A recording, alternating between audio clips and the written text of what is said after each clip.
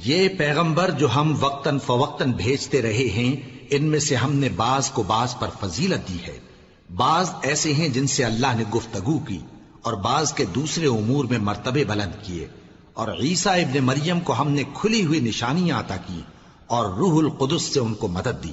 اور اگر اللہ چاہتا تو ان سے پچھلے لوگ اپنے پاس کھلی نشانیاں آنے کے بعد آپس میں نہ لڑتے، لیکن انہوں نے اختلاف کیا تو ان میں سے بعض تو ایمان لے آئے اور بعض کافر ہی رہے۔ اور اگر اللہ چاہتا تو یہ لوگ باہم جنگ و قتال نہ کرتے، لیکن اللہ جو چاہتا ہے کرتا ہے۔ اے ایمان والو، جو مال ہم نے تم کو دیا ہے اس میں سے اس دن کے آنے سے پہلے پہلے خرچ کر لو جس میں نہ اعمال کا سودا ہو اور نہ دوستی اور سفارش ہو سکے، اور کفر کرنے والے لوگ ظالم ہیں۔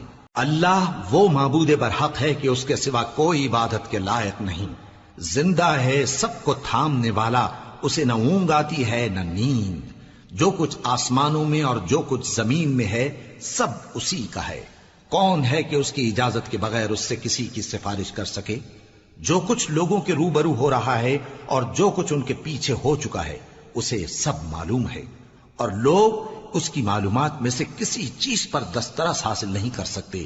ہاں، جس قدر وہ چاہتا ہے اسی قدر معلوم کرا دیتا ہے۔ اس کی بادشاہی اور علم آسمان اور زمین سب پر حاوی ہے، اور اسے ان کی حفاظت کچھ بھی دشوار نہیں۔ وہ بڑا عالی رتبہ ہے، جلیل القدر ہے۔ دین اسلام میں کوئی زبردستی نہیں ہے، ہدایت صاف طور پر ظاہر اور گمراہی سے الگ ہو چکی ہے۔ تو جو شخص بتوں سے اعتقاد نہ رکھے اور اللہ پر ایمان لائے، اس نے ایسی مضبوط رسی ہاتھ میں پکڑ لی ہے جو کبھی ٹوٹنے والی نہیں، اور اللہ سب کچھ سنتا ہے، سب کچھ جانتا ہے۔ جو لوگ ایمان لائے ہیں ان کا دوست اللہ ہے کہ اندھیرے سے نکال کر روشنی میں لے جاتا ہے، اور جو کافر ہیں ان کے دوست شیطان ہیں کہ ان کو روشنی سے نکال کر اندھیرے میں لے جاتے ہیں۔ یہی لوگ اہل دوزخ ہیں کہ اس میں ہمیشہ رہیں گے۔ بھلا تم نے اس شخص کو نہیں دیکھا جو اس غرور کے سبب سے کہ اللہ نے اس کو سلطنت بخشی تھی، ابراہیم سے اپنے پروردگار کے بارے میں جھگڑنے لگا؟ جب ابراہیم نے کہا میرا پروردگار تو وہ ہے جو زندگی دیتا ہے اور موت دیتا ہے، وہ بولا کہ زندگی اور موت تو میں بھی دے سکتا ہوں۔ ابراہیم نے کہا کہ اللہ تو سورج کو مشرق سے نکالتا ہے، آپ اسے مغرب سے نکال دیجئے۔ یہ سن کر وہ کافر ہکا بکا رہ گیا، اور اللہ بے انصافوں کو ہدایت نہیں دیا کرتا۔ یا اسی طرح اس شخص کو نہیں دیکھا جس کا ایک بستی پر جو اپنی چھتوں پر گری پڑی تھی گزر ہوا، تو اس نے کہا کہ اللہ اس کے باشندوں کو مرنے کے بعد کیوں کر زندہ کرے گا؟ تو اللہ نے اس کی روح قبض کر لی اور 100 برس تک اس کو مردہ رکھا۔ پھر اس کو جلا اٹھایا اور پوچھا تم کتنا عرصہ مرے پڑے رہے ہو؟ اس نے جواب دیا کہ 1 دن یا اس سے بھی کم۔ اللہ نے فرمایا نہیں، بلکہ 100 برس مرے رہے ہو، اور اپنے کھانے پینے کی چیزوں کو دیکھو کہ اتنی مدت میں مطلق سڑی بسی نہیں، اور اپنے گدھے کو بھی دیکھو جو مرا پڑا ہے۔ غرض ان باتوں سے یہ ہے کہ ہم تم کو لوگوں کے لیے اپنی قدرت کی نشانی بنائیں، اور ہاں، گدھے کی ہڈیوں کو دیکھو کہ ہم ان کو کس طرح جوڑے دیتے اور ان پر کس طرح گوشت پوست چڑھائے دیتے ہیں۔ جب یہ واقعات اس کے مشاہدے میں آئے تو بول اٹھا کہ میں یقین کرتا ہوں کہ اللہ ہر چیز پر قادر ہے۔ اور جب ابراہیم نے اللہ سے عرض کیا کہ اے پروردگار مجھے دکھا کہ تو مردوں کو کیوں کر زندہ کرے گا، اللہ نے فرمایا کیا تم نے اس بات کا یقین نہیں کیا؟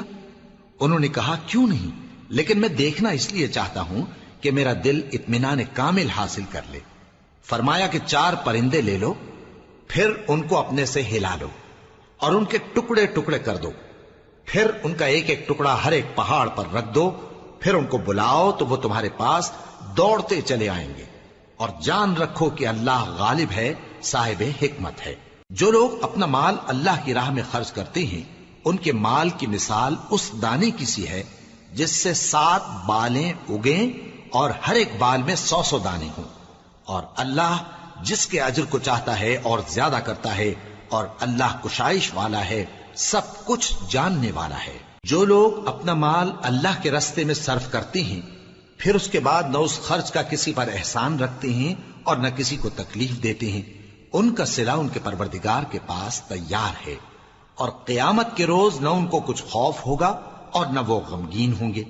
جس خیرات کے دینے کے بعد لینے والے کو ایذا دی جائے اس سے تو نرم بات کہہ دینی اور درگزر کرنا بہتر ہے، اور اللہ بے نیاز ہے، بردبار ہے۔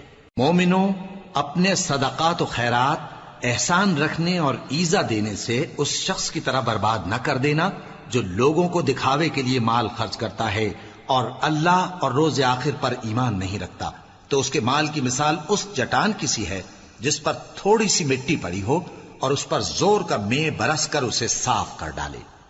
اسی طرح یہ ریاکار لوگ اپنے اعمال کا کچھ بھی صلہ حاصل نہیں کر سکیں گے، اور اللہ ایسے ناشکروں کو ہدایت نہیں دیا کرتا۔ اور جو لوگ اللہ کی خوشنودی حاصل کرنے کے لیے اور خلوص نیت سے اپنا مال خرچ کرتے ہیں، ان کی مثال ایک باغ کی سی ہے جو اونچی جگہ پر واقع ہو، جب اس پر زور کا مے پڑے تو دگنا پھل لائے، پھر اگر مے نہ بھی پڑے تو خیر پھوار ہی صحیح، اور اللہ تمہارے کاموں کو دیکھ رہا ہے۔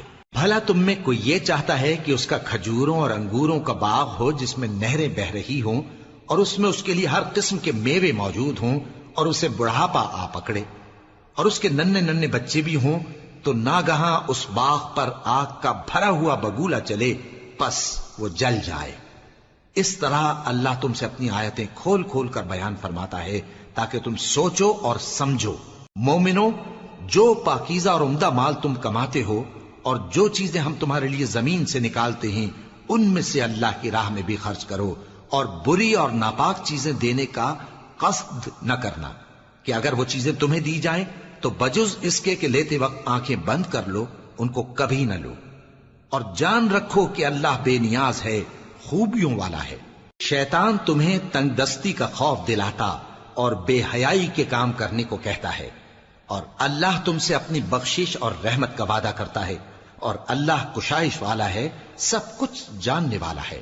وہ جس کو چاہتا ہے دانائی بخشتا ہے، اور جس کو دانائی ملی بے شک اس کو بڑی نعمت ملی۔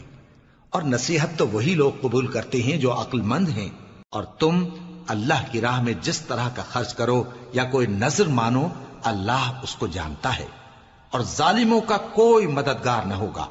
اگر تم خیرات ظاہر کر کے دو تو وہ بھی خوب ہے، اور اگر پوشیدہ دو اور دو بھی ضرورت مندوں کو تو یہ تمہارے لیے بہتر ہے، اور اس طرح کا دینا تمہارے گناہوں کو بھی دور کرے گا، اور اللہ کو تمہارے سب کاموں کی خبر ہے۔ اے نبی صلی اللہ علیہ وآلہ وسلم، تم ان لوگوں کی ہدایت کے ذمہ دار نہیں ہو، بلکہ اللہ ہی جس کو چاہتا ہے ہدایت بخشتا ہے۔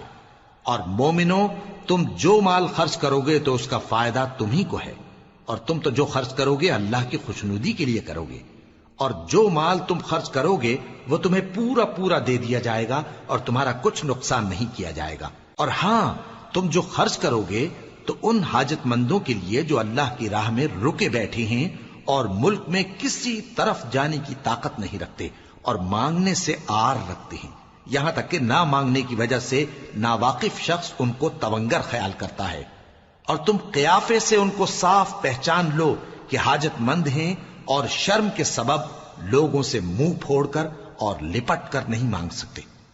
اور تم جو مال خرچ کرو گے کچھ شک نہیں کہ اللہ اس کو جانتا ہے۔ جو لوگ اپنا مال رات اور دن اور پوشیدہ اور ظاہر اللہ کی راہ میں خرچ کرتے رہتے ہیں، ان کا صلہ ان کے پروردگار کے پاس ہے، اور ان کو قیامت کے دن نہ کسی طرح کا خوف ہوگا اور نہ غم۔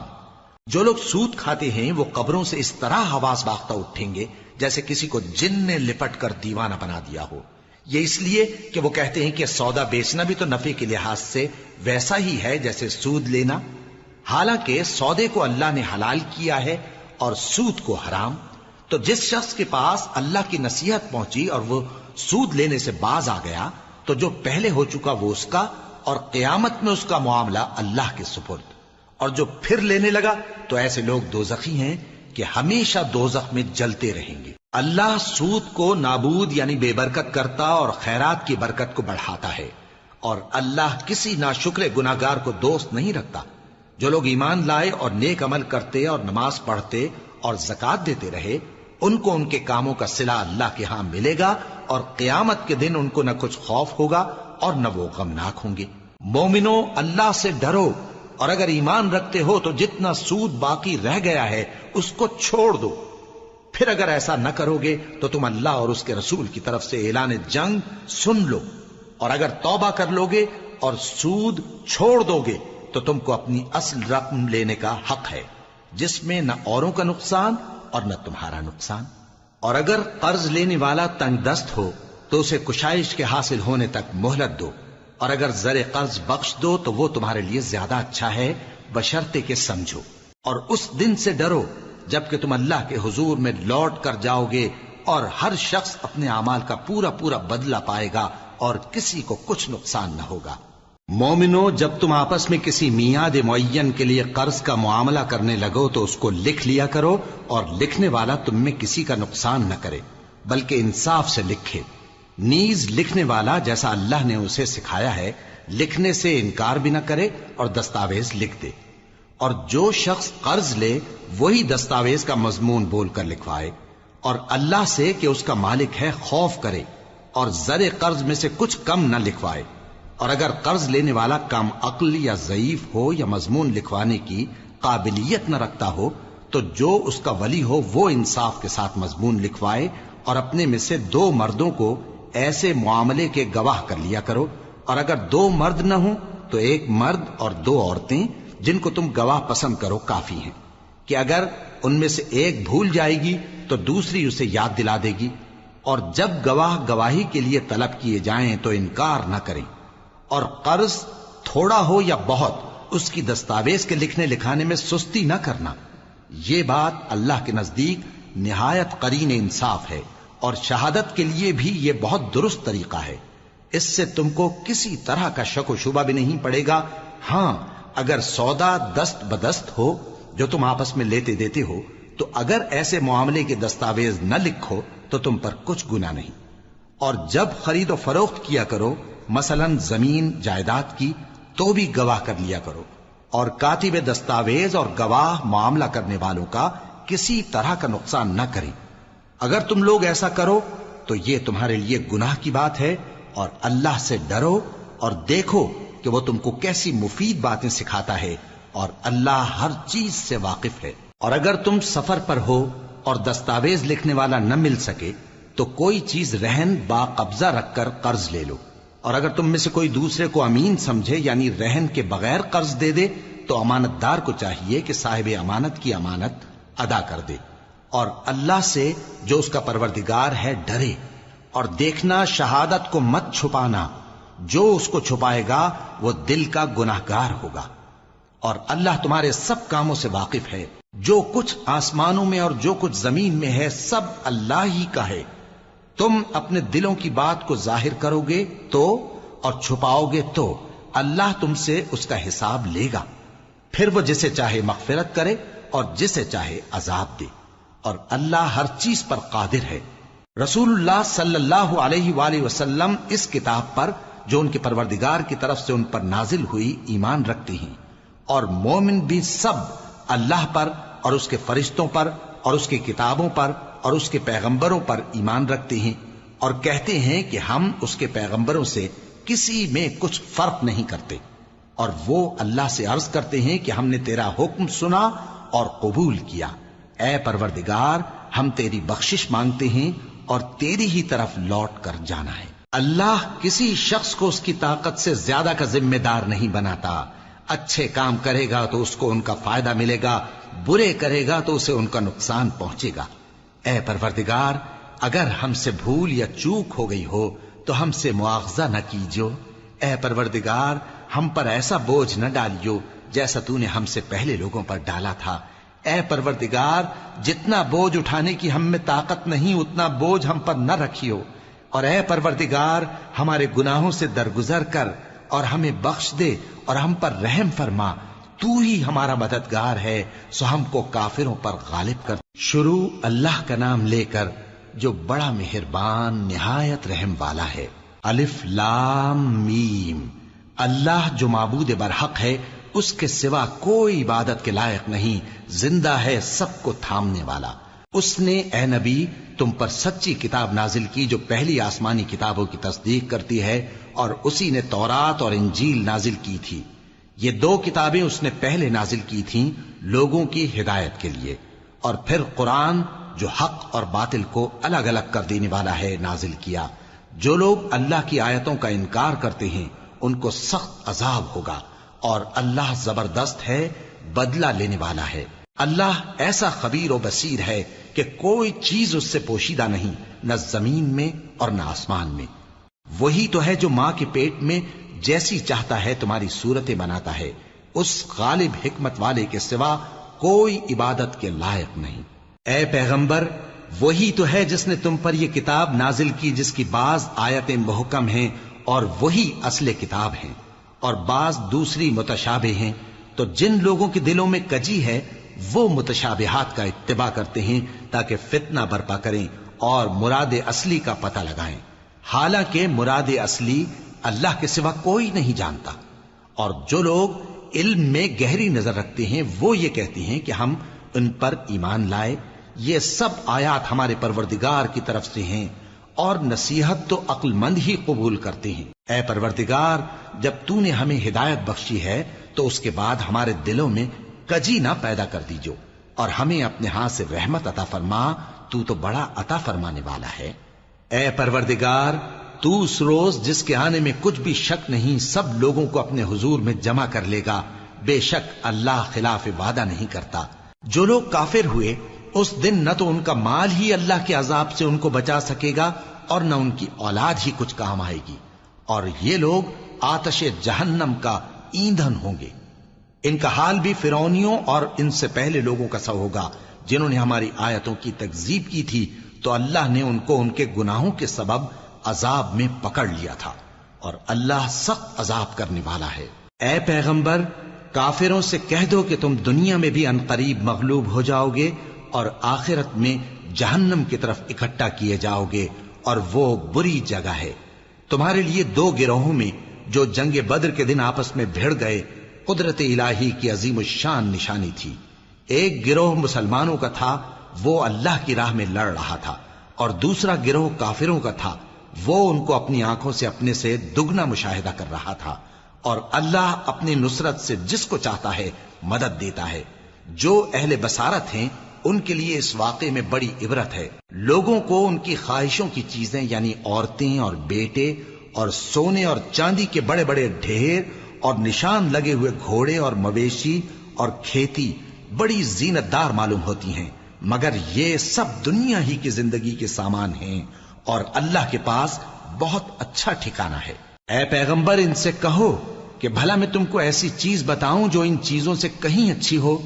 سنو، جو لوگ پرہیزگار ہیں ان کے لیے اللہ کے ہاں باغات بہشت ہیں جن کے نیچے نہریں بہ رہی ہیں، ان میں وہ ہمیشہ رہیں گے، اور پاکیزہ بیویاں ہیں، اور سب سے بڑھ کر اللہ کی خوشنودی۔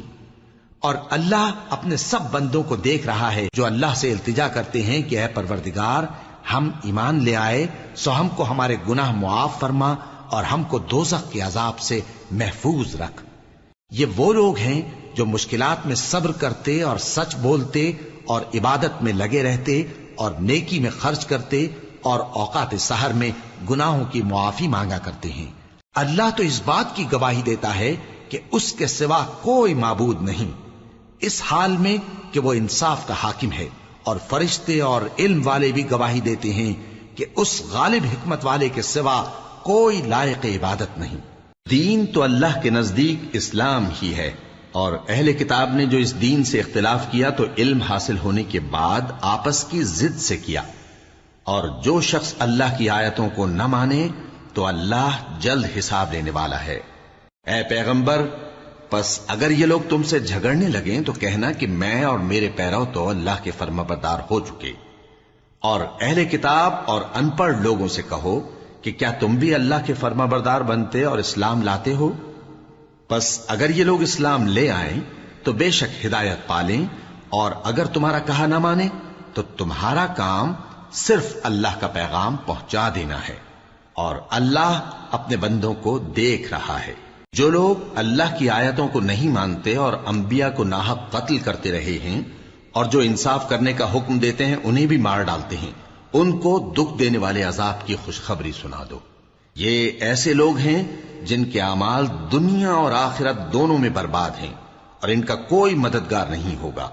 بھلا تم نے ان لوگوں کو نہیں دیکھا جن کو کتاب یعنی تورات سے حصہ دیا گیا اور وہ اس کتاب اللہ یعنی قرآن کی طرف بلائے جاتے ہیں تاکہ یہ ان کے تنازعات کا ان میں فیصلہ کر دے، تو ایک فریق ان میں سے پھر جاتا ہے اور منہ پھیر لیتا ہے، یہ اس لیے کہ یہ اس بات کے قائل ہیں کہ دوزخ کی آگ ہمیں چند روز کے سوا چھو ہی نہیں سکے گی، اور جو کچھ یہ دین کے بارے میں بہتان باندھتے رہے ہیں اس نے ان کو دھوکے میں ڈال رکھا ہے۔ تو اس وقت کیا حال ہوگا جب ہم ان کو جمع کریں گے، یعنی اس روز جس کے آنے میں کچھ بھی شک نہیں، اور ہر نفس اپنے اعمال کا پورا پورا بدلہ پائے گا اور ان پر ظلم نہیں کیا جائے گا۔ کہو کہ اے اللہ، اے بادشاہی کے مالک، تو جس کو چاہے بادشاہی بخشے اور جس سے چاہے بادشاہی چھین لے، اور جس کو چاہے عزت دے اور جسے چاہے ذلیل کرے۔ ہر طرح کی بھلائی تیرے ہی ہاتھ ہے اور بے شک تو ہر چیز پر قادر ہے۔ تو ہی رات کو دن میں داخل کرتا اور تو ہی دن کو رات میں داخل کرتا ہے، تو ہی بے جان سے جاندار پیدا کرتا ہے اور تو ہی جاندار سے بے جان پیدا کرتا ہے، اور تو ہی جس کو چاہتا ہے بے حساب رزق بخشتا ہے۔ مومنوں کو چاہیے کہ مومنوں کے سوا کافروں کو دوست نہ بنائیں، اور جو ایسا کرے گا اس سے اللہ کا کچھ عہد نہیں۔ ہاں، اگر اس طریق سے تم ان کے شر سے بچاؤ کی صورت پیدا کرو تو مذائقہ نہیں، اور اللہ تم کو اپنے غضب سے ڈراتا ہے اور اللہ ہی کی طرف تم کو لوٹ کر جانا ہے۔ اے پیغمبر، لوگوں سے کہہ دو کہ کوئی بات تم اپنے دلوں میں مخفی رکھو یا اسے ظاہر کرو، اللہ اس کو جانتا ہے، اور جو کچھ آسمانوں میں اور جو کچھ زمین میں ہے اس کو سب کی خبر ہے، اور وہ ہر چیز پر قادر ہے۔ جس دن ہر شخص اپنی کی ہوئی نیکی کو موجود پا لے گا اور اپنی برائی کو بھی دیکھ لے گا تو آرزو کرے گا کہ اے کاش اس میں اور اس برائی میں دور کی مسافت ہو جاتی، اور اللہ تم کو اپنے غضب سے ڈراتا ہے اور اللہ اپنے بندوں پر نہایت مہربان ہے۔ اے پیغمبر، لوگوں سے کہہ دو کہ اگر تم اللہ کو دوست رکھتے ہو تو میری پیروی کرو، اللہ بھی تمہیں دوست رکھے گا اور تمہارے گناہ معاف کر دے گا، اور اللہ بخشنے والا ہے، مہربان ہے۔ کہہ دو کہ اللہ اور اس کے رسول کا حکم مانو، پس اگر وہ نہ مانے تو اللہ بھی کافروں کو دوست نہیں رکھتا۔ اللہ نے آدم اور نوح اور خاندان ابراہیم اور خاندان عمران کو تمام جہان کے لوگوں میں سے منتخب فرمایا تھا، ان میں سے بعض بعض کی اولاد تھے، اور اللہ سننے والا ہے، جاننے والا ہے۔ وہ وقت یاد کرنے کے لائق ہے جب عمران کی بیوی نے کہا کہ اے پروردگار، جو بچہ میرے پیٹ میں ہے میں اس کو تیری نذر کرتی ہوں، اسے دنیا کے کاموں سے آزاد رکھوں گی، تو اسے میری طرف سے قبول فرما، تو سننے والا ہے، جاننے والا ہے۔ پھر جب ان کے ہاں بچہ پیدا ہوا تو کہنے لگی کہ پروردگار، میرے تو لڑکی ہوئی ہے، جبکہ اللہ خوب جانتا تھا جو ان کے ہاں ولادت ہوئی تھی، اور نہ ہوتا لڑکا مانند اس لڑکی کے، اور کہنے لگی میں نے اس کا نام مریم رکھا ہے، اور میں اس کو اور اس کی اولاد کو شیطان مردود سے تیری پناہ میں دیتی ہوں۔ تو اس کے پروردگار نے اس کو پسندیدگی کے ساتھ قبول فرمایا اور اسے اچھی طرح پرورش کیا، اور زکریا کو اس کا کفیل بنایا۔ زکریا جب کبھی عبادت گاہ میں اس کے پاس جاتے تو اس کے پاس کھانا پاتے۔ یہ کیفیت دیکھ کر ایک دن مریم سے پوچھنے لگے کہ مریم، یہ کھانا تمہارے پاس کہاں سے آتا ہے؟ وہ بولی کہ اللہ کے ہاں سے آتا ہے، بے شک اللہ جسے چاہتا ہے بے حساب رزق دیتا ہے۔ اس وقت زکریا نے اپنے پروردگار کو پکارا، عرض کی کہ پروردگار، مجھے اپنی طرف سے اولاد صالح عطا فرما، تو بے شک دعا سننے والا ہے۔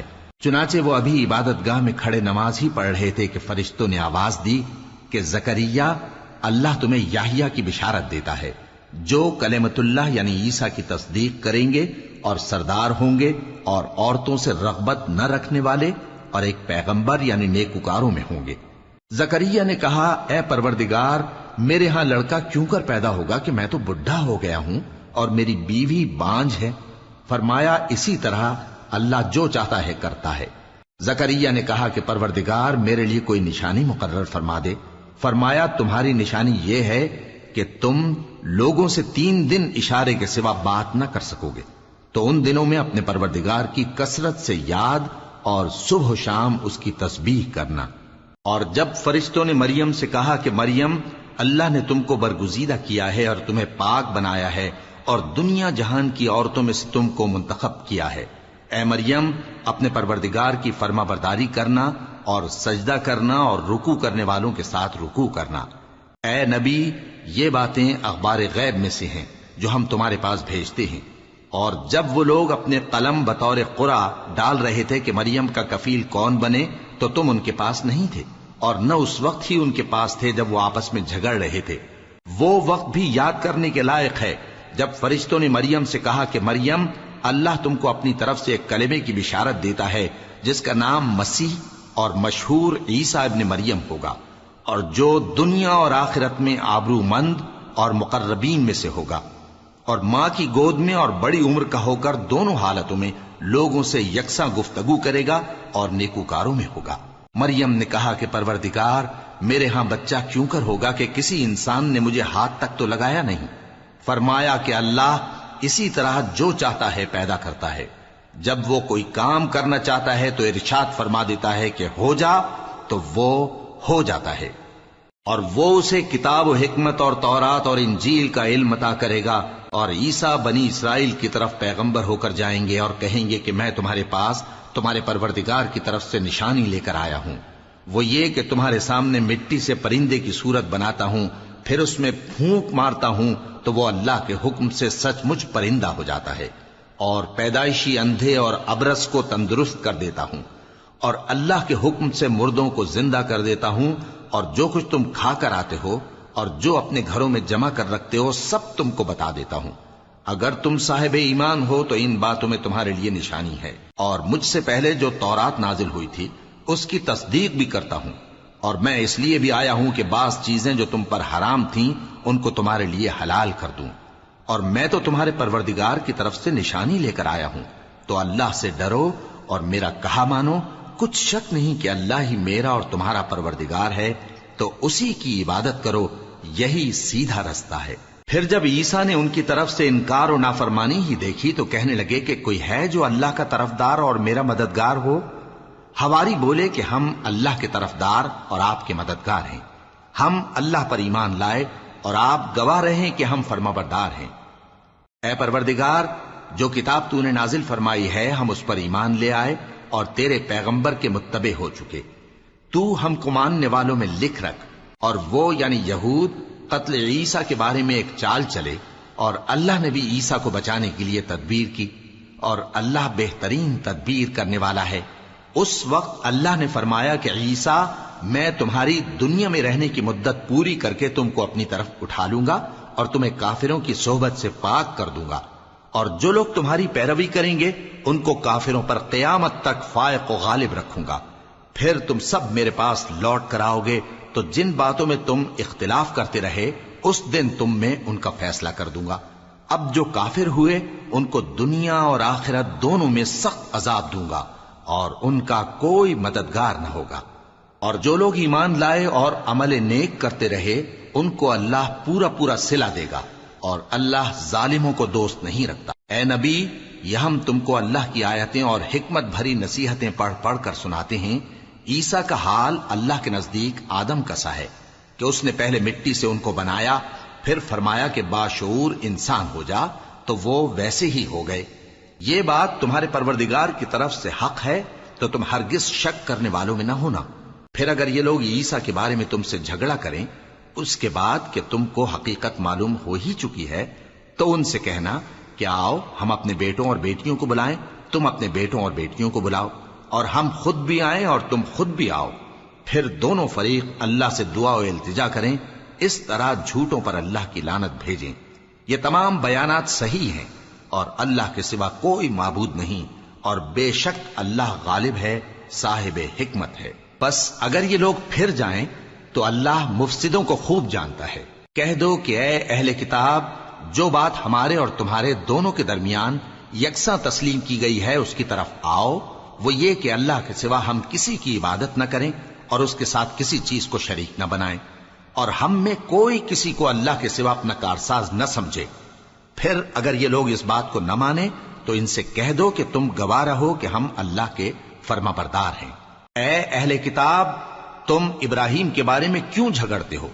حالانکہ تورات اور انجیل ان کے بعد اتری ہیں اور وہ پہلے ہو چکے، تو کیا تم عقل نہیں رکھتے؟ دیکھو، ایسی بات میں تو تم نے جھگڑا کیا ہی تھا جس کا تمہیں کچھ علم تھا بھی، مگر ایسی بات میں کیوں جھگڑتے ہو جس کا تم کو کچھ بھی علم نہیں؟ اور اللہ جانتا ہے اور تم نہیں جانتے۔ ابراہیم نہ تو یہودی تھے اور نہ عیسائی، بلکہ سب سے بے تعلق ہو کر ایک اللہ کے ہو رہے تھے اور اسی کے فرما بردار تھے اور مشرکوں میں نہ تھے۔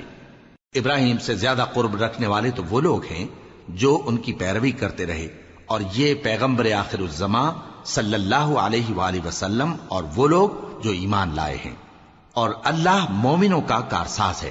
اے اہل اسلام، بعض اہل کتاب اس بات کی خواہش رکھتے ہیں کہ کسی طرح تم کو گمراہ کر دیں، حالانکہ یہ تم کو کیا گمراہ کریں گے، اپنے آپ کو ہی گمراہ کر رہے ہیں اور نہیں جانتے۔ اے اہل کتاب، تم اللہ کی آیتوں سے کیوں انکار کرتے ہو اور تم تورات کو مانتے تو ہو؟ اے اہل کتاب، تم سچ کو جھوٹ کے ساتھ خلط ملط کیوں کرتے ہو اور حق کو کیوں چھپاتے ہو جبکہ تم جانتے بھی ہو؟ اور اہل کتاب کا ایک گروہ اپنے آدمیوں سے کہتا ہے کہ جو کتاب مومنوں پر نازل ہوئی ہے اس پر دن کے شروع میں تو ایمان لے آیا کرو اور اس کے آخر میں انکار کر دیا کرو، تاکہ وہ اسلام سے برگشتہ ہو جائیں، اور اپنے دین کے پیروں کے سوا کسی اور کی بات کا یقین نہ کر لینا۔ اے پیغمبر، کہہ دو کہ ہدایت تو اللہ ہی کی ہدایت ہے۔ وہ یہ بھی کہتے ہیں، یہ بھی نہ ماننا کہ جو چیز تم کو ملی ہے ویسی کسی اور کو بھی مل سکتی ہے، ورنہ وہ تم پر تمہارے رب کے روبرو حجت قائم کر دیں گے۔ اے پیغمبر، کہہ دو کہ بزرگی اللہ ہی کے ہاتھ میں ہے، وہ جسے چاہتا ہے دیتا ہے، اور اللہ کشائش والا ہے، علم والا ہے۔ وہ اپنی رحمت سے جس کو چاہتا ہے خاص کر لیتا ہے، اور اللہ بڑے فضل کا مالک ہے۔ اور اہل کتاب میں سے کوئی تو ایسا ہے کہ اگر تم اس کے پاس دیناروں کا ڈھیر امانت رکھ دو تو تم کو فوراً واپس دے دے، اور کوئی اس طرح کا ہے کہ اگر اس کے پاس 1 دینار بھی امانت رکھو تو جب تک اس کے سر پر ہر وقت کھڑے نہ رہو تمہیں دے ہی نہیں۔ یہ اس لیے کہ وہ کہتے ہیں کہ امیوں کے بارے میں ہم سے مواخذہ نہیں ہوگا۔ یہ اللہ پر محض جھوٹ بولتے ہیں اور اس بات کو جانتے بھی ہیں۔ ہاں، کیوں نہیں، جو شخص اپنے اقرار کو پورا کرے اور پرہیزگار بنا رہے تو اللہ بھی پرہیزگاروں کو دوست رکھتا ہے۔ جو لوگ اللہ کے اقراروں اور اپنی قسموں کو بیچ ڈالتے ہیں اور ان کے عوض تھوڑی سی قیمت حاصل کرتے ہیں، ان کا آخرت میں کچھ حصہ نہیں۔ ان سے اللہ نہ تو کلام کرے گا اور نہ قیامت کے روز ان کی طرف دیکھے گا، اور نہ ان کو پاک کرے گا، اور ان کو دکھ دینے والا عذاب ہوگا۔ اور ان اہل کتاب میں بعض ایسے ہیں کہ کتاب یعنی تورات کو زبان مروڑ مروڑ کر پڑھتے ہیں تاکہ تم سمجھو کہ جو کچھ وہ پڑھتے ہیں کتاب میں سے ہے، حالانکہ وہ کتاب میں سے نہیں ہوتا، اور کہتے ہیں کہ وہ اللہ کی طرف سے نازل ہوا ہے، حالانکہ وہ اللہ کی طرف سے نہیں ہوتا، اور اللہ پر جھوٹ بولتے ہیں اور یہ بات جانتے بھی ہیں۔ کسی آدمی کو شایع نہیں کہ اللہ اسے کتاب اور حکومت اور نبوت عطا فرمائے پھر وہ لوگوں سے کہے کہ اللہ کو چھوڑ کر میرے بندے ہو جاؤ، بلکہ اس کو یہ کہنا چاہیے کہ اے اہل کتاب، تم ربانی ہو جاؤ، کیونکہ تم کتاب کی تعلیم بھی دیتے ہو اور کیونکہ پڑھتے پڑھاتے رہتے ہو۔ اور اس کو یہ بھی نہیں کہنا چاہیے کہ تم فرشتوں اور پیغمبروں کو معبود بنا لو۔ بھلا جب تم مسلمان ہو چکے تو کیا وہ تمہیں کافر ہونے کو کہے گا؟ اور جب اللہ نے پیغمبروں سے عہد لیا کہ جب میں تم کو کتاب اور دانائی عطا کروں پھر تمہارے پاس کوئی پیغمبر آئے جو تمہاری کتاب کی تصدیق کرے تو تمہیں ضرور اس پر ایمان لانا ہوگا اور ضرور اس کی مدد کرنی ہوگی۔ اور عہد لینے کے بعد پوچھا کہ بھلا تم نے اقرار کیا اور اس اقرار پر میرا ذمہ لیا، یعنی مجھے ضامن ٹھہرایا؟ انہوں نے کہا ہاں، ہم نے اقرار کیا۔ فرمایا کہ تم اس عہد و پیمان کے گواہ رہو اور میں بھی تمہارے ساتھ گواہ ہوں۔ اب جو لوگ اس کے بعد پھر جائیں تو وہی بد کردار ہیں۔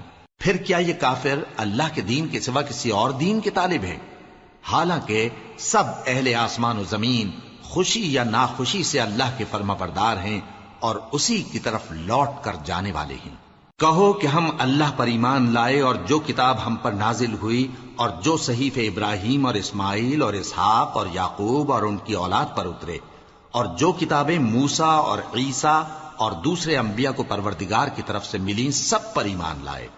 ہم ان پیغمبروں میں سے کسی میں کچھ فرق نہیں کرتے، اور ہم اسی اللہ کے فرما بردار ہیں۔ اور جو شخص اسلام کے سوا کسی اور دین کا طالب ہوگا وہ اس سے ہرگز قبول نہیں کیا جائے گا، اور ایسا شخص آخرت میں نقصان اٹھانے والوں میں ہوگا۔ اللہ ایسے لوگوں کو کیوں کر ہدایت دے جو ایمان لانے کے بعد کافر ہو گئے اور پہلے اس بات کی گواہی دے چکے کہ یہ پیغمبر برحق ہے اور ان کے پاس دلائل بھی آ گئے، اور اللہ بے انصافوں کو ہدایت نہیں دیتا۔